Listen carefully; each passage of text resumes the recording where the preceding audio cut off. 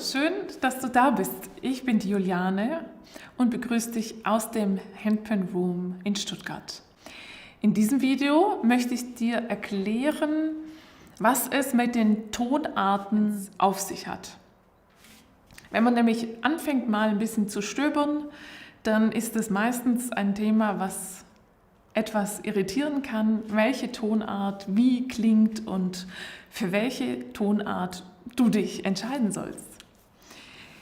Generell kann man sagen, dass es Handpans in den Tonarten zwischen H-Moll und Fis-Moll gibt. Aber ich will damit sagen generell. Trotzdem sind da Tonarten dabei, die sehr untypisch sind. Die allerbeliebteste Tonart bei Handpans ist D-Moll.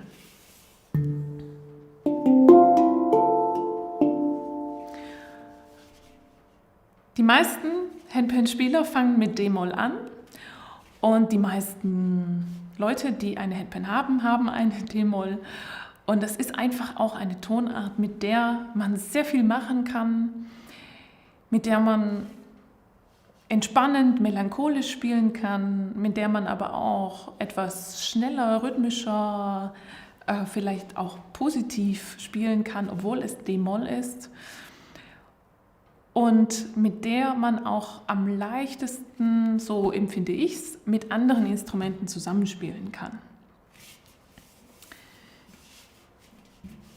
Deswegen findest du auch am meisten D-Moll-Handpans im Internet oder wenn du bei uns zu Besuch kommst oder anfragst. Übrigens werde ich hier nur über Molltonarten sprechen, weil auch hier gilt, 99% der Handpans sind in Molltonarten gestimmt. Es gibt Dur-Tonarten, meistens allerdings nur auf Anfrage, die sind auch sehr untypisch und Molltonart ist einfach das Schönste und das Passendste auf der Handpan und deswegen die allermeisten in Moll. Diese hier ist eine D-Moll-Chord. Das heißt, wenn du jetzt eine 8+1 Handpan hast du das tiefe D, fängt bei A an, B, C, D, E, F, G, A. Diese Handpan ist eine 11+1, deswegen hat die noch 2 Töne mehr. Und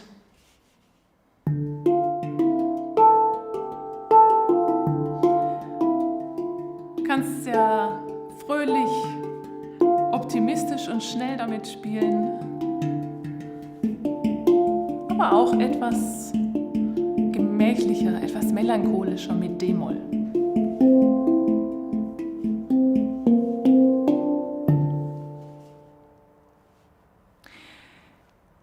Jetzt zeige ich noch 2 andere Tonarten, einfach als Beispiel.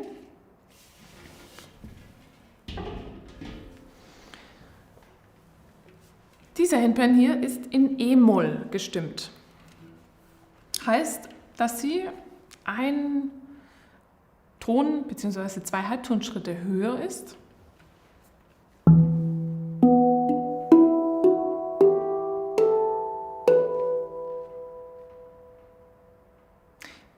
Hier handelt es sich außerdem auch um eine kleine Handpan, deswegen haben wir nur 7 Töne.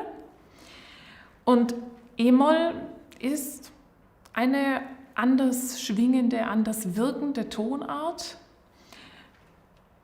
Du musst versuchen, irgendwie zu spüren, welche Tonart dir gefällt. Vielleicht gefällt dir E-Moll sogar besser als D-Moll oder weniger. Am besten einfach vor Ort ausprobieren.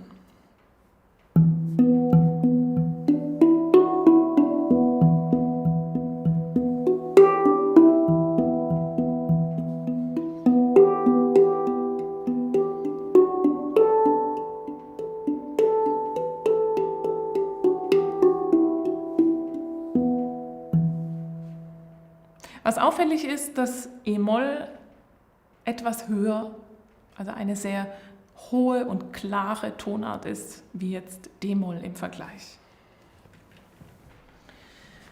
Ganz im Gegensatz zu dieser hier zum Beispiel einfach nur als Beispiel eine H-Moll-Handpan, die sehr tief anfängt. Das ist mit das Tiefste, was es gibt.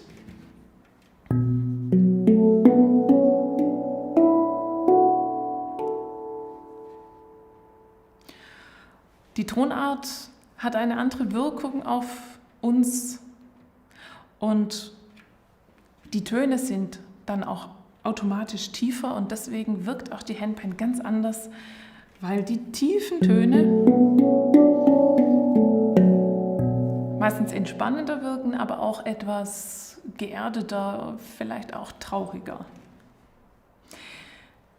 Ganz zum Schluss möchte ich jetzt nochmal nur das Wort Scale in den Mund nehmen, denn nur wenn zwei Handpans in der gleichen Tonart, zum Beispiel jetzt eben D-Moll sind, heißt es nicht, dass sie die gleiche Scale haben. Da gibt es nochmal Unterschiede, weil das aber ein sehr wichtiges, sehr großes Thema bei Handpans ist, gibt es dazu noch ein nächstes Video. Nur ganz kurz hier zum Anspielen. Diese hier ist die D-Moll Curd. Und diese hier